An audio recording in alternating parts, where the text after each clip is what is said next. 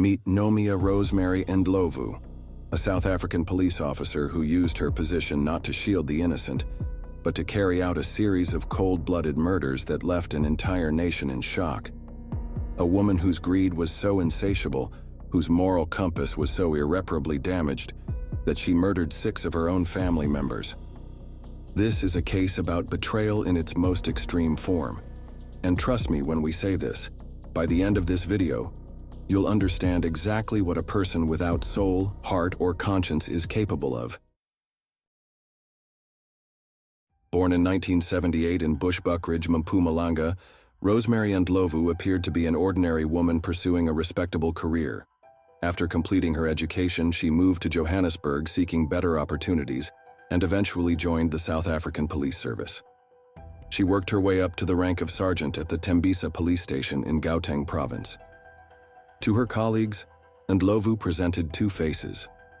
On one hand, she was a respected police officer, someone who had dedicated her life to upholding the law. On the other, they noticed concerning behaviors, frequent absences from work, an obvious gambling addiction, and desperate attempts to avoid loan sharks who were constantly after her.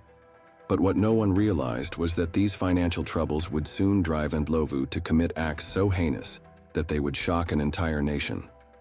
Because when money became tight and gambling debts piled up, this police officer didn't pick up extra shifts or cut back on expenses. She turned to murder as her personal ATM. Ndlovu's killing spree began in March 2012 with her cousin, witness Madala Homu. She went to Homu's mom with this whole song and dance about being worried for him and suggested he needed life insurance. Then, playing the helpful family member, she offered to sort out all the paperwork and payments herself.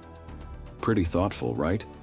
What she kept quiet about was the fact she'd put herself down as Homu's wife on the policy. Yes, she listed herself as her own cousin's wife. Then Homu goes missing. And guess who's front and center organizing search parties? Rosemary, of course, the grieving, worried wife. The search didn't last long, though. They found Homu's body dumped in Olifantsfontein with his head bashed in. And while the family was planning a funeral for their loved one, Rosemary was at the bank cashing in. She pocketed over 131,000 rand. That's about $8,700. And how much did she chip in for the funeral of this beloved husband? A measly 200 rand, $13. At the time, no one knew she was behind her cousin's murder, but looking back, the signs were there. Who takes out insurance on a family member, collects thousands when they die, then contributes almost nothing to their funeral? Fast forward to June 2013, and Ndlovu sets her sights on her own sister, Audrey. One day, Rosemary does something completely out of character. She calls Audrey and invites her to dinner. Now, these two weren't exactly close, yet Audrey accepted, perhaps pleasantly surprised by this unusual invitation from her typically distant sister. They have dinner at Audrey's little rented room in Tembisa.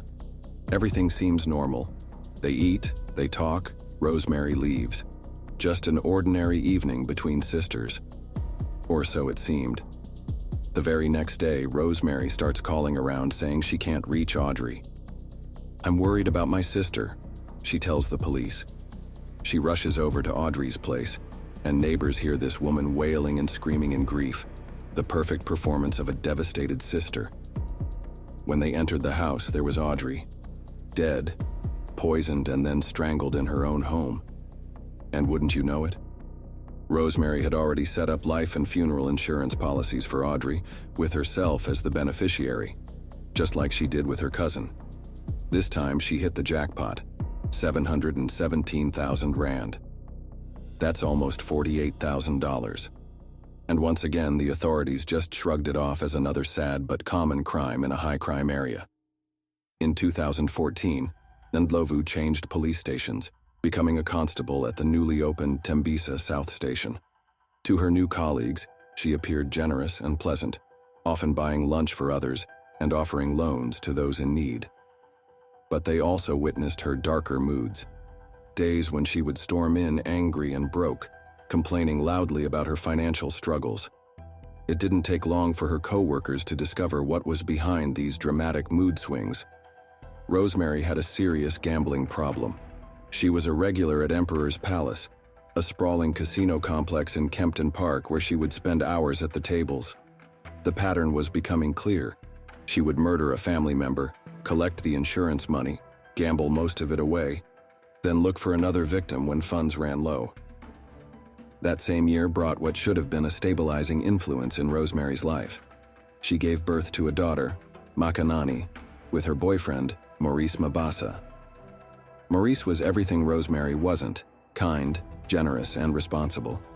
He worked for the U.S. Embassy, supported his 13 siblings and elderly mother, and by all accounts, adored his new daughter. But parenthood didn't soften Rosemary's heart or fix the couple's troubled relationship. They argued frequently, with a pattern developing where Maurice would leave the house to cool down after their fights, sometimes staying away overnight. In October 2015, following yet another heated argument, Maurice walked out as he had done many times before.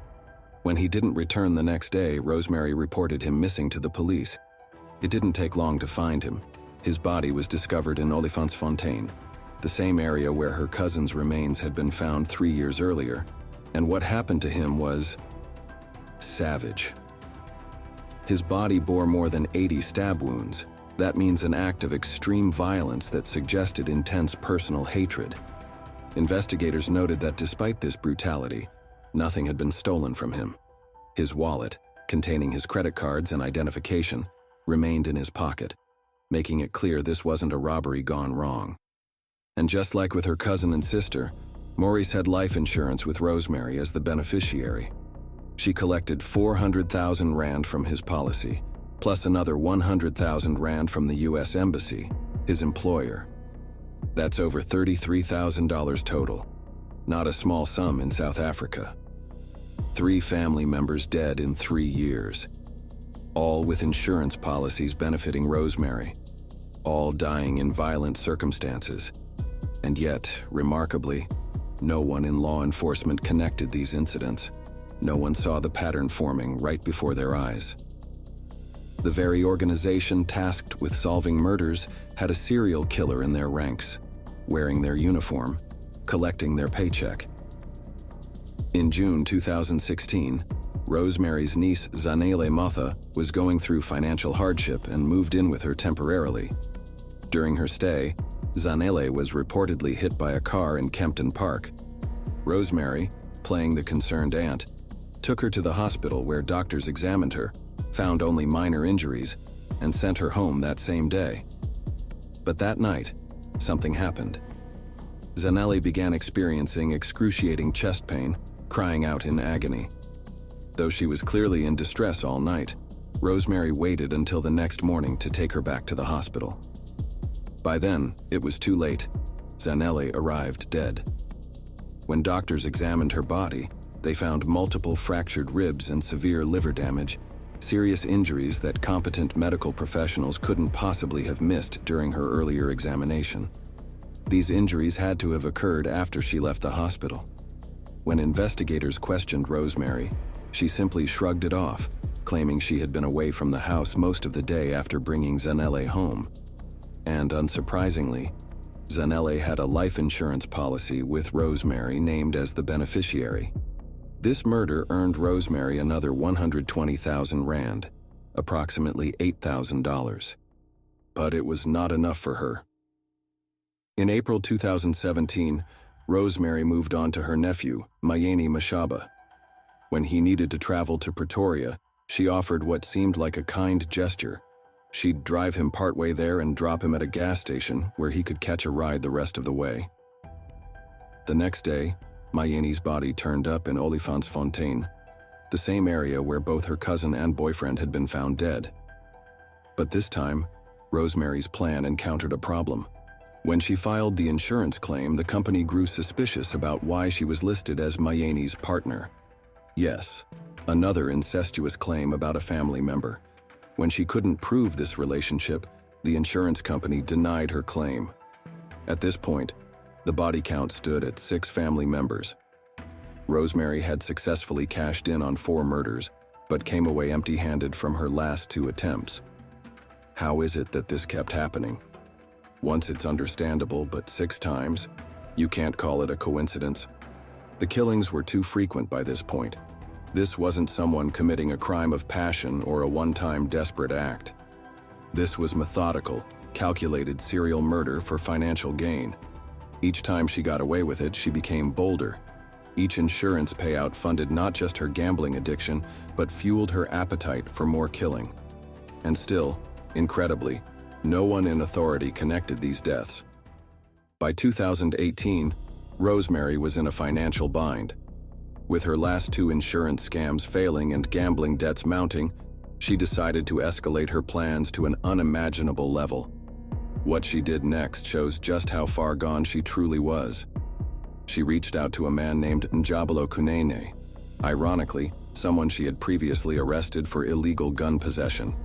She wanted him to murder her sister Joyce, along with all 5 of Joyce's children. Yes, you heard that correctly. She wanted an entire family wiped out, including a baby just 6 months old. Even Kunene, a man with his own criminal history, was stunned by the depravity of her request. There are lines that even criminals won't cross, and for him, murdering children was one of them. Despite knowing he might implicate himself, he went straight to the police and reported what Rosemary had asked him to do. The police immediately recognized this as their opportunity to finally catch her. They set up a careful sting operation, installing hidden cameras in Kunene's car and assigning an undercover officer to pose as a second hitman to accompany him. Kunene called Rosemary, telling her he needed to discuss the details of her plan. She readily agreed and offered to drive both men to Bushbuckridge, a 5-hour journey from Johannesburg, to show them where her sister lived and explain exactly how she wanted the family killed. Everything she said during that car ride was captured on hidden camera. She spoke with chilling composure about her plans, instructing the men to burn down her sister's house with the entire family inside. She discussed the murders of her own flesh and blood with the same detachment someone might use when ordering takeout. As a society, we entrust police officers with extraordinary powers. When they abuse that trust in such a devastating way, the punishment must reflect the severity of that betrayal. And finally, she was going to get what she deserved. After showing the hitmen her sister's house and detailing her murderous plans, Rosemary finally faced justice. Police moved in and arrested her, with the damning video evidence becoming the centerpiece of the case against her. Rosemary's trial began in 2018, but prosecutors faced an uphill battle. Since most of the deaths had barely been investigated at the time they occurred, they had to piece together evidence years after the fact. Not an easy task when you're dealing with crimes that had been dismissed as routine violence. The prosecution managed to assemble an impressive 40 witnesses against her: family members, police colleagues, and of course the 2 men she'd tried to hire for her most audacious murder plot. But the most damning evidence? It came from Rosemary herself through her behavior in court.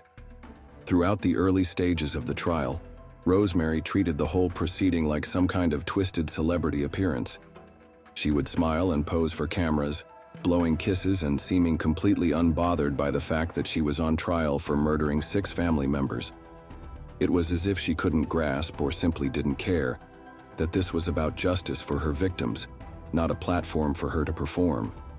As the mountain of evidence grew and the coincidences became impossible to explain away, we saw a dramatic shift in Rosemary's demeanor. The smiles and poses disappeared, replaced by hostility and anger. She vehemently denied any involvement in the murders, responding to testimony with visible rage. But no amount of denial could overcome the overwhelming evidence against her. In October 2021, after a trial that dragged on for 3 long years, the verdict finally came. Guilty on all counts. 6 counts of premeditated murder, 4 counts of fraud, and 7 counts of incitement to commit murder. That means 6 life sentences, 1 for each life she had taken, plus 70 years for the incitement charges and another 10 years for fraud. At 43 years old when sentenced, Rosemary won't even be eligible for parole until she's at least 71.